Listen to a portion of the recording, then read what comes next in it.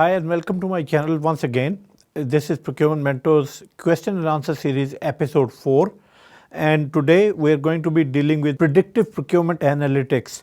So we have received a question and we've actually received this question from Fahad in Tabuk, who is also a good friend of mine, and he's actually written a very good question, something to make me think about.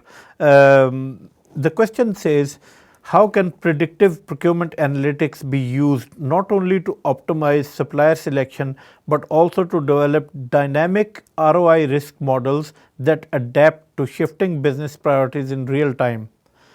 This is a very good question, Fahad. Maybe you should invite me to Tabuk and we can do the Riyazi and the Riyaza on this together. This is a very, very deep conversation, but I'll try and cover the main elements. By the way, if you want to bring Mr. Ghassan to the party as well, this is going to be a very, very good party. Long and short of it is, I don't want to discuss too much of the background on this because it all started with Mr. Khwarizmi's book, Al-Jabr wa Al-Muqabla. So, and later on, it became, different things, and it evolved into statistics, it evolved into algebra, it evolved into, the statistics element evolved into something which is called normal distribution models, which evolved into something with normal distribution models and standard deviation and bell curves, which evolved into a work stream which is called confidence intervals, essentially under the bell curves, which gave you predictive analytics basically. So just to kind of give you a background on this topic, how can this predictive analytics be used to optimize supplier selection? To optimize supplier selection, you can use essentially this predictive analytics to work out large data set reading. Do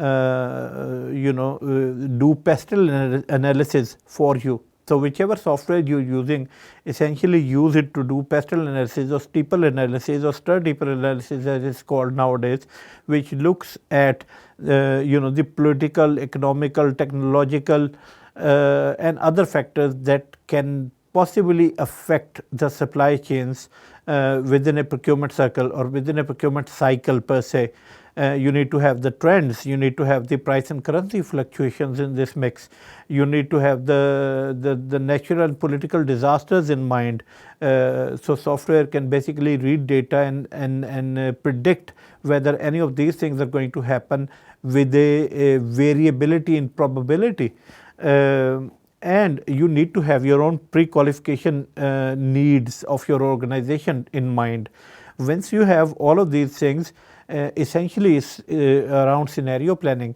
You need to do scenario planning in such a way that is if this then this, if this then this, and repeat of that formula again and again, essentially to work out your risks from all of these elements. Once you've worked out your risk and once the software is doing the calculations in the background in real time about your moving risk profile, you can have the adaptive strategies to work out dynamic ROI models, which can then inform your business as to which way to go, inform your procurement department which supplier to use, inform your procurement department that in Taiwan, for example, there is going to be an earthquake. There has been a history of earthquakes for every 18 years. This is the 18th year, and we need to have the chips coming from America and not Taiwan or maybe Shenzhen, China.